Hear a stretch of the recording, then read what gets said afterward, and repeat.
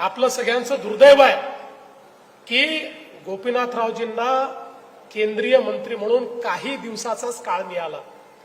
जर गोपीनाथरावजी ग्रामविकास विभागाचे मंत्री म्हणून केंद्रात काम करत होते, गोपीनाथरावजींना अधिक काळ मिळाला असता तर या देशामध्ये एक चमकता तारा म्हणून, या देशाचे नेते म्हणून गोपीनाथजींना आपण पाहू शकलो असतो।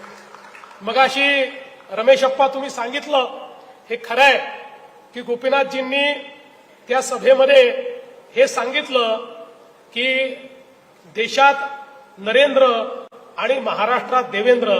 पण त्याच्यानंतर मला माध्यमांनी विचारलं, गोपीनाथरावजी होते, मी माध्यमांना सांगितलं हे काही म्हणू द्यात, पण आम्ही गोपीनाथरावजींना उधारीवर मोदीजींना दिलाय।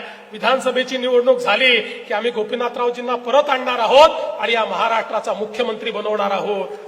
रोकठोक महाराष्ट्राला सबस्क्राईब करा आणि बेल आयकॉनवर क्लिक करायला विसरू नका।